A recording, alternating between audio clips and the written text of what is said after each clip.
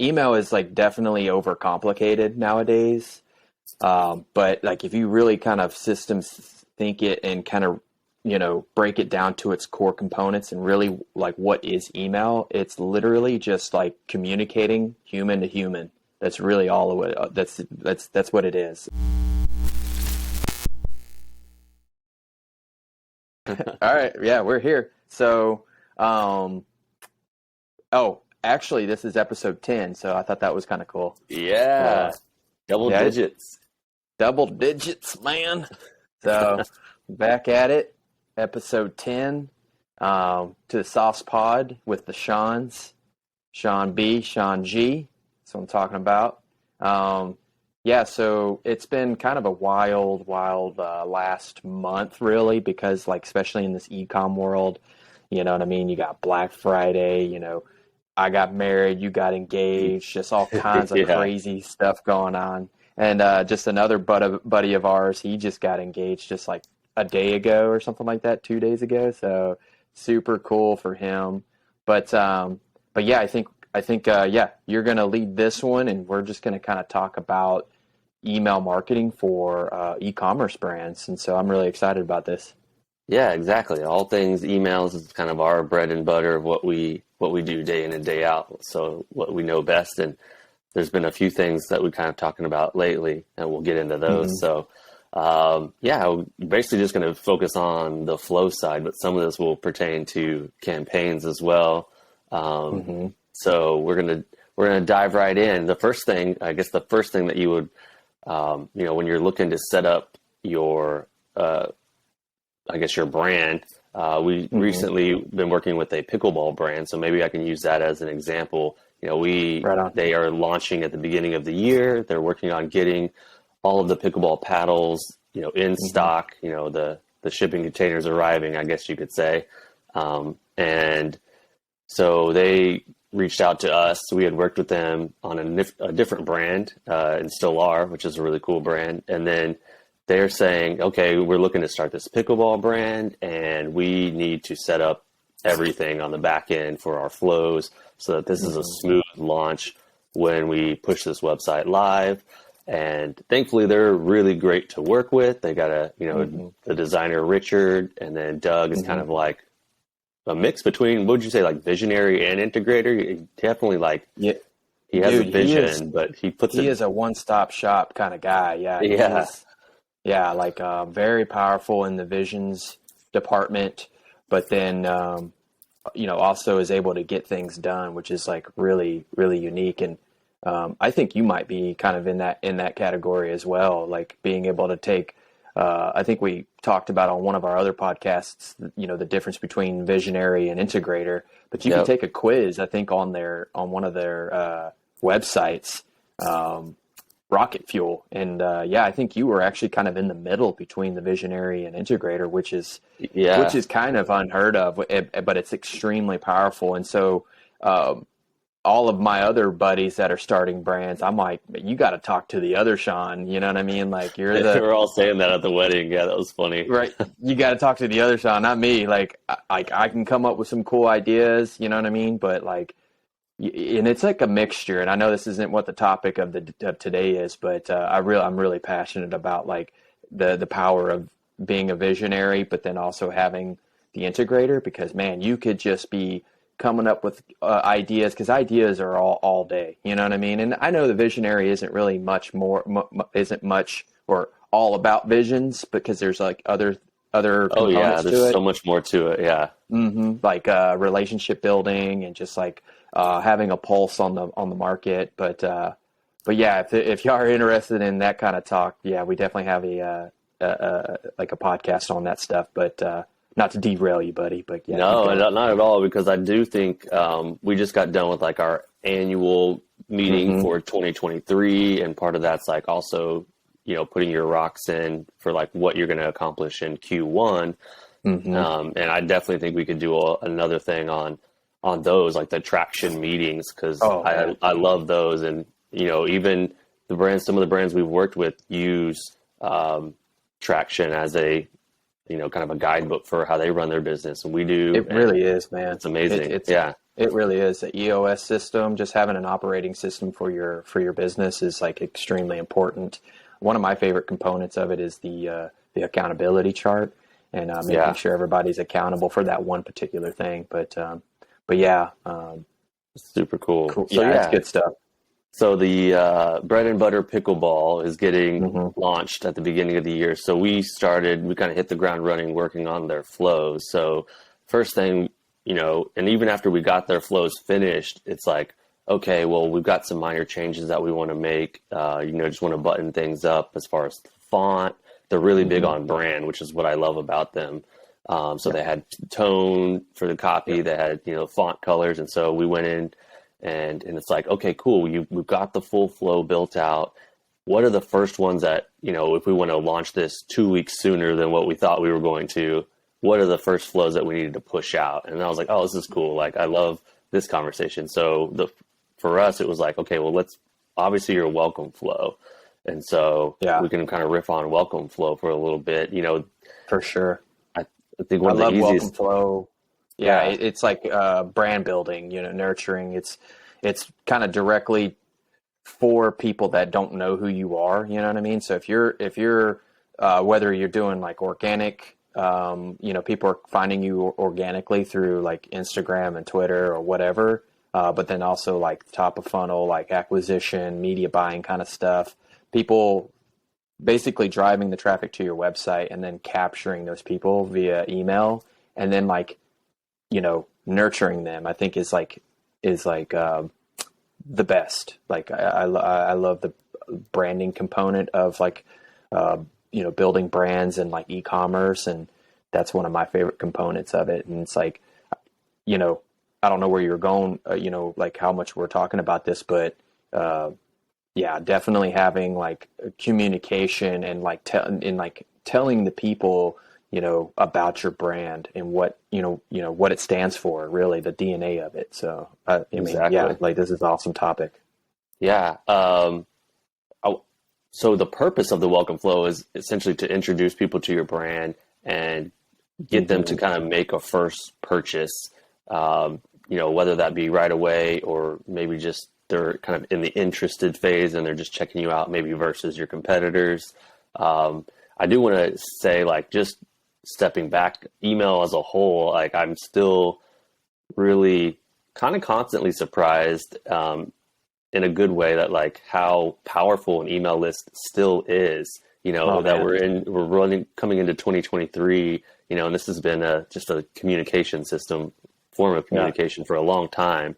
Um, and it's just like it's still so like one of the most powerful methods because especially today because you own that Hmm. as long as people are on your list, they're basically telling you that they want to hear from you. And Yeah. maybe we can go down that road of like dividing up how they want to hear from you, whether that's promotional or more like newsletter based. But yeah, the welcome email is just a good way to get people to make that first purchase or to introduce them to your brand. So Hmm. that's really the purpose of it. And I think one of the things that we see with the welcome series is they're generally too short. There's not enough Yeah. emails there. Yeah. I usually see like 3, 4, maybe 5 emails, and then like understanding the psychology behind each email. You know what I mean? Like, I think that there could be very in the very beginning. I really think that like text only is really powerful, especially like right out of the gate. Because typically the way the flow kind of works, the customer journey, if you will, is they land on your website, and you can test this in different ways. I think it's depends on like the brand itself, but you could have like a pop-up that comes up within just a few seconds or immediately. We usually do like a ABC test, and then I also like the idea of like the exit intent is because it's not disrupting the experience of the new person. You know what I mean? So if they're able to kind of look at your website, kind of like when you're going to a store, you kind of want to just browse instead of having someone come up to you, hey, can I help you? It's like, no, I'm just looking. You know what I mean? So it kind of Right. feels almost like that, but maybe not quite because it's like digital and it's like internet, and maybe people are a little used to it. But I know, for sure some people are like, kind of annoyed with the pop-up. You get your mix, but I think it's important to test those things. But then, yeah, your first few emails, your first one would be really powerful, being a text only, and coming from the brand, the founder, excuse me, coming from the founder is like really powerful. I know just recently Chase actually, I think it was actually a text message. Like it was so real. I mean, obviously it was real, but it felt like he was texting me. Like it was so That's solid. great. Like, Yeah. yeah. And like, I was like, whoa, was he like actually texting me? And like, it was like, I have to like let him know like that was like really good copy, really good like approach, just the way he kind of communicated. And like, he definitely knows his brand, but yeah, I think, having like up to 10 emails, if not even more, man, I definitely hear people in the space. Um, I follow this guy. His name's John Prince. He's definitely one guy that builds these flows and talks about like 10, 15 email flows, and even I think we all learn from Robert. Isn't that his name, Robert? Robert Allen, the Robert copywriter. Allen. Yeah, that's right. Yeah, and so he's like kind of one guy to talk about like having multiple emails in your welcome flow. So yeah, I think it's pretty powerful to have it Exactly. multiple Yeah. touch And points. even on the campaign side for like Christmas, we just sent like a, Merry Christmas.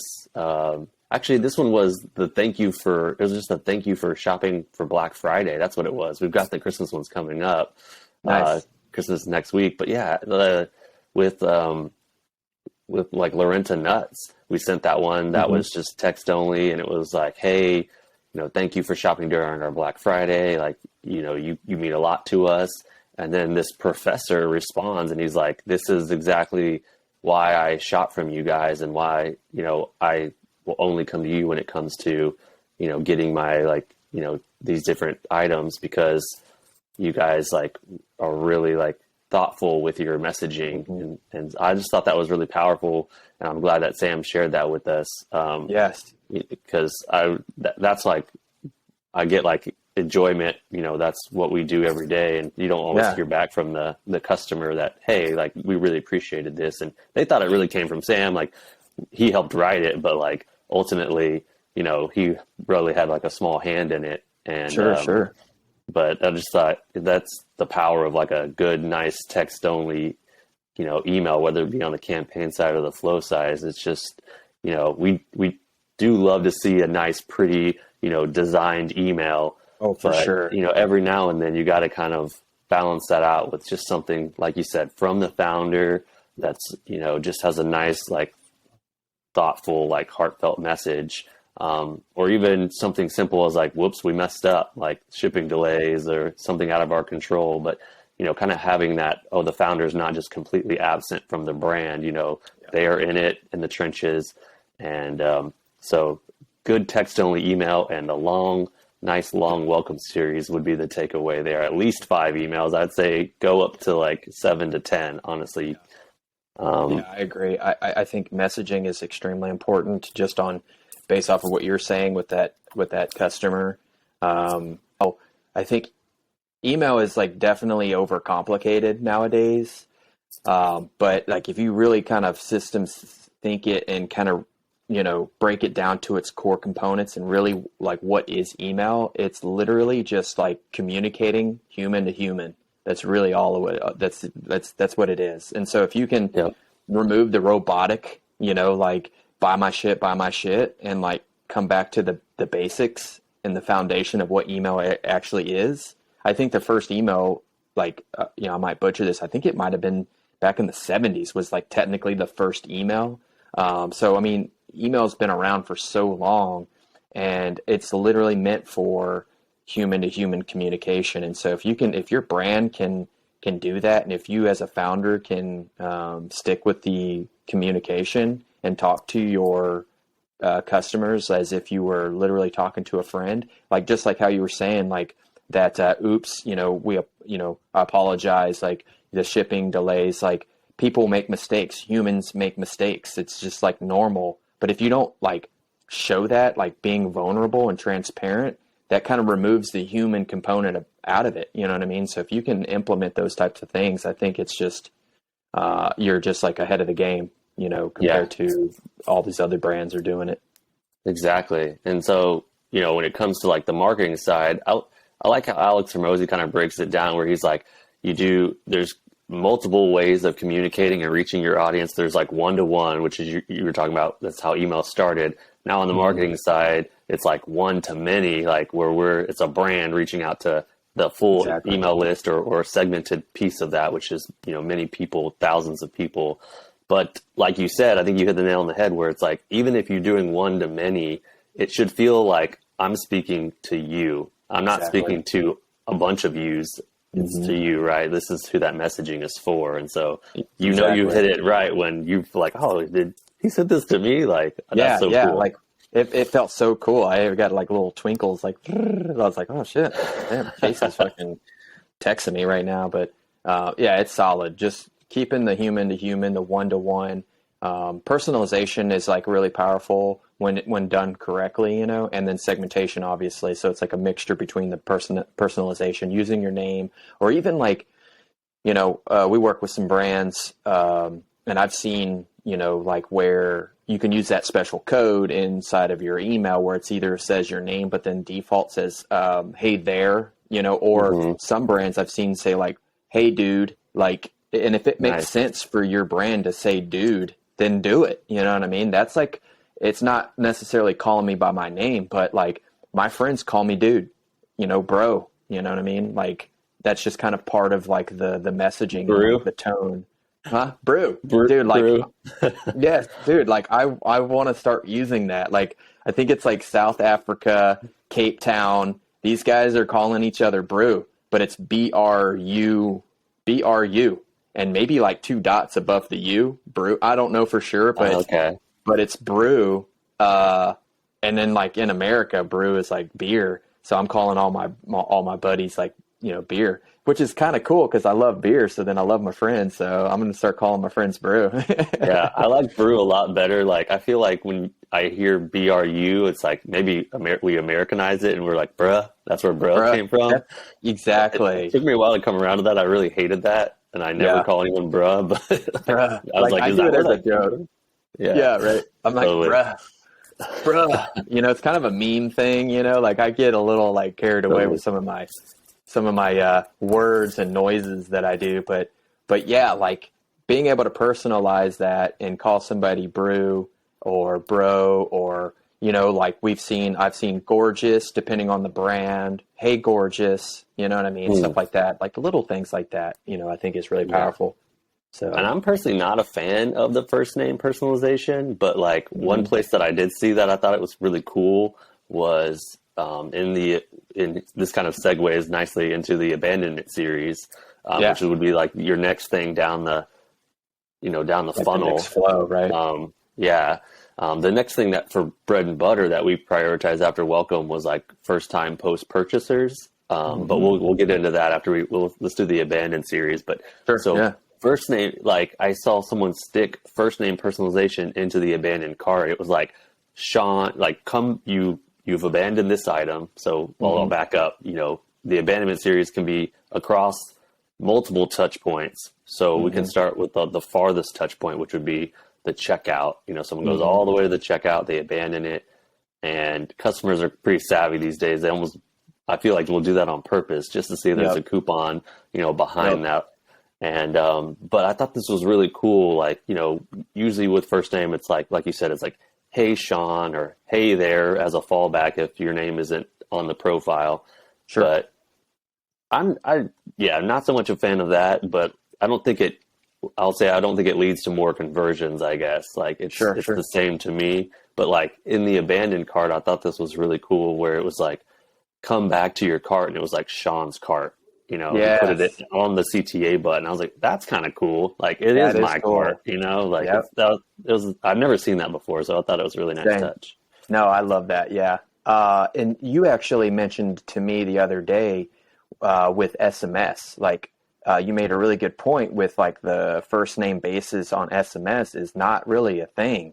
it feels a little, Yeah, I it never feels text weird. you and I'm like, hey, Sean. I'm like, Yeah, well, you don't ever like, you don't really say your friend's name every single time you text them. You know what I right. mean? You just don't really, that's just not like a natural thing to do. And so, you know, doing, sending SMS for, these brands, that's the first thing I'll delete is just like, I'll remove that, personalization because like, me as a human, I'm just like, nah, like I'm not gonna. It just made total sense, you know what I mean? And then like you said, I think I think you could play with it, depending. I don't think you should have like first name basis every single time, but I think that's the power of one, the brand, and like just depending on your consumer, on the user subscribers, right? And like just testing, you know what I mean? I think like at the Exactly. end of the day, I think it's really about the A/B testing. You know what I mean? Definitely. Personalization versus non-personalization. You know what I mean? Is like really cool, and that's the cool thing. It's like we don't necessarily have to know the answer. It's just like the answer is to test. At the end of the day, you know what Exactly. I mean? Exactly. So that's like us as like email marketers is like a client will come to us and ask us a question. It's like, wow, that is actually a good idea, good point. And they're like, well, what do you think? And then my first thing is like, well, let's test it. Let's figure it out because I'm genuinely interested in whatever it might be, So, Yeah. That's yeah, like the that's where cool I'm at. sciencey part of what we get to do, which I like. Yeah. It's like, here's the hypothesis, here's the test, here are the Hmm. results kind of thing. So it's really fun. Yeah. We had a Um, client that wanted to test the pricing, right? Price in the email versus no pricing in the email, and so we did like a few tests on that, and it kind of makes sense if you think about it, and if like you've kind of done this for a little while, because the idea is like your open rate, or excuse me, your subject line is like the first initial test of getting them to open the email, right? And so if they open the email, boom, you've like won that, right? But then the next step is like the click rate is like, is your email, you know, persuasive and inspiring enough to get them to click to the website? And a lot of times, these brands will have all the information on the email, and it's like, unless I'm going to go and purchase, what's the point of me actually clicking through when it says everything? You know what I mean? It's like, okay, this is what it is. It's how much it costs. Cool. That's all I needed to know. And then I'll get back to it later or whatever. But, it's like us as marketers, we're trying to drive for that click rate. You know what I mean? And so removing the pricing on the email gave it more of a sense of like a curiosity. It's like, well, these are really nice. How much do these cost? And then boom, you click through to the website to kind of see what that looks like. exactly. And So I would even go, since we're talking about abandonment series on your abandoned cart, your abandoned checkout, it naturally, when you have that dynamic tag for whatever was abandoned, it will have the price and the item name in there. mm, I would say test out not having that price in there, and that's a good one. I bet you will get more click throughs because of that. Because yeah, it leads to more, like the open rate is kind of like a curiosity play of like, Hmm. what's inside the email that I want to see, and Hmm. then clicking through to the website is just, yeah, more of like a conversion thing. You want them to land on the website to make a purchase, so it has to be compelling enough to get them to click. And like you said, if you give them all the information and they're not ready to purchase, well, then they're not going to the website. But if you Yeah. leave some information to be said on the website, well, then they're going to click through that email to at least get the info on the website. So Yeah. that helps. That is kind of, one of our goal with email is just at least to drive them back to the website. So Yeah. I love what you said is like, especially for abandonment series, is like removing the price, like testing that out. It's like, they could have abandoned the cart, a few hours ago, few minutes, few hours, few days ago, whatever. And then they're just like, oh, cool, this trinket is really cool. And I remember, but how much was it? Boom, there goes the click. You know what I mean? It's like it could spark some exactly. curiosity for them to click through to see how much it costs. And, there's like other ways of being able to tackle that, in terms of getting the click, or no, excuse me, the actual conversion, the placed order. But it's like a process, right? It's just step one, step two, step three, and then boom, they purchase, right? So really cool stuff. Like I'm learning it as just we unfold this conversation. It's really cool. Yeah, so let's dive a little bit deeper into the abandonment series with like filters. This is one thing that I, really enjoy too. And we see really um, people like Common Thread, give them a shout out. This is when I had seen a past flow that they had done, and it had, I mean, it's going to be brand specific, but like one of the things I saw that I really appreciated was in the abandonment, it was if the item was less than, let's say, $20 or less than $50, then you show them what the item is, but you're not going to offer them a discount on it because you're probably, taking a loss on it anyway if they haven't purchased, if they're not a first time buyer. So Sure. there's kind of a filter by like, what did they abandon and what was that cart size that they abandoned? And if it's large enough, okay, well then maybe offer a coupon in that first or second email to get them to convert. But if it's not, then, then don't, just let them know that they abandoned and remind them. Yeah. So I thought that was really cool. Another That's one cool. is just category, buy different collections and stuff. You can have more just thoughtful, targeted abandonment series based on the different collections and stuff. And that can be, that way it's not just the same email that you get for everything that you abandon. It kind of makes it a little bit more targeted and personalized to that collection. So I thought Right. that's a Yeah. really good You way could, to approach it. yeah, I love it. You could filter out like if you have like certain product specific emails in your flow, and if a person has already purchased that particular product, you can filter where they'll actually skip that email because they've already purchased it. You know what I mean? So, but then there's other like a thought process. It's like, well, if they've purchased it before, what if there was like some sort of discount added to that? I think like email marketing, without getting like too complicated, you can get pretty deep and granular with these types of like offerings and just testing things. But at the end of the day, I think, yeah, the filtering is really powerful. And then what we saw from the Common Thread Collective is obviously they're like up there. And so we're just the small fish in this pond here, but we're just always wanting to learn, you know what I mean? And like figure out like new strategies because, I think maybe, over the years, people were like slowly kind of changing the way that they shop and like even like how they the like direct to consumer like as a whole. It's like, if you're really passionate about a brand, you're going to go direct to them to purchase their products rather than like, a Walmart or whatever, an Amazon, like if you want a specific clothing, and if they have brick and mortar for sure, if there's one down the street from where you live, that's another thing. But, yeah, I think that's all of it's like really powerful filtering and then just the thinking everything as a whole with direct to consumer. Cool. Yeah. And then the next one would be your post-purchase series. So you can kind of divide that up between like a first-time buyer, a repeat buyer, and even going a third step to like anyone that's purchased, more than two times. So you got like first time, second time, and then the third time plus.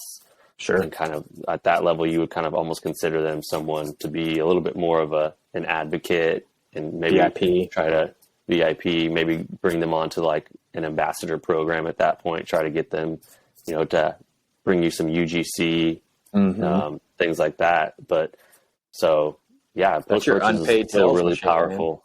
Yeah, Right. exactly. The cross-sell and the upsell and the repeat buyer is like, and asking for, reviews, getting referrals, like that matters to every business, and so if you can put that on autopilot, then that's a really powerful thing. Because like I love like the post purchase is one of my favorites because like you said, you can break it down to the 1, the 2, the 3, and then it goes into the VIP and advocate. But it's like the referral program is like, what's the best way to like, learn something like from a buddy, from a friend. It's like, I know that you enjoy, we both enjoy coffee. And if I like find this new coffee brand, I'm going to tell you about it because we're friends. But the cool, powerful part about that is that you're going to go check it out. And if there is an incentive for us to do this, it just clears it up even more.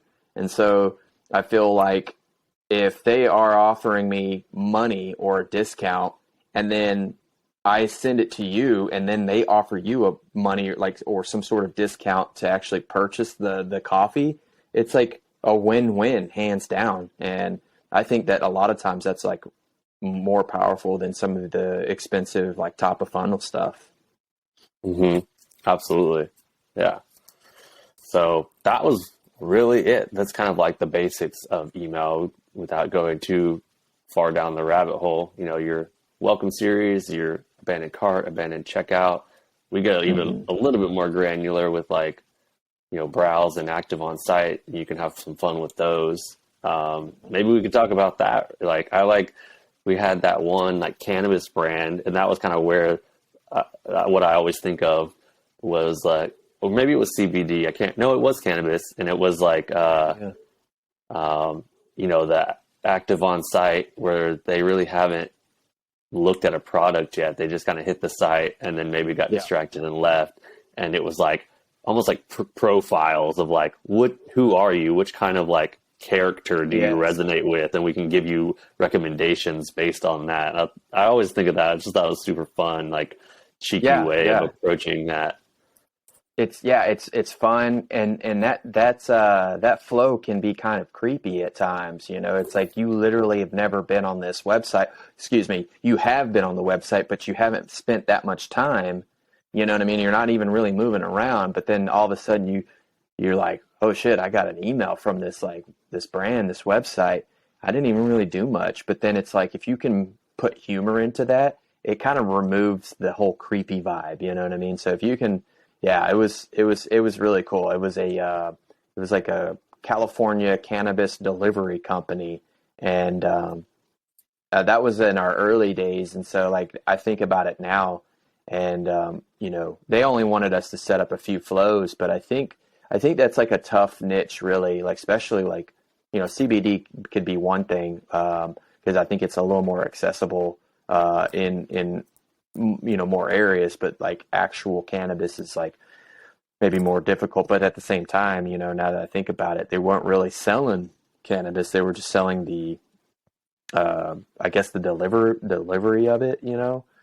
Exactly. But yeah, not to go too far into a whole nother conversation, but it was really cool. I love the humor aspect of that, like that creepy, you know, could be creepy. So let's just make them laugh and like kind of try to forget that I'm being creepy, you know? Exactly. Like be on brand, like lean into your brand so hard with that one, because that's going to really show. If it resonates with that person, then they're probably going to eventually come around.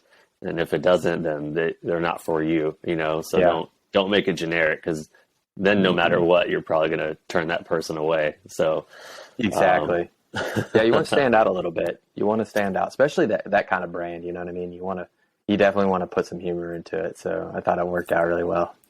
Exactly. Well, cool. I think that's all I got for flows and for emails. Cool. Yeah. I mean, we could pick it back up later on, and then if anybody has any questions, feel free to put them in the comments. Reach out to us. We're on all the social medias, Twitter, LinkedIn. You know, comment here on YouTube. But I think this is like a really cool. You know, it's like a little quick power 30 minutes of just like understanding like some of the really important parts of email marketing, and that's essentially what we do at Electric Sauce. And so, and you know, being passionate about e-commerce and brands in general is really, really fun, and being able to work with really cool people and going from there. But yeah, that's all I got. And episode 10, it was a quick powerhouse. So we will see y'all later next time. Cool. Later. Peace.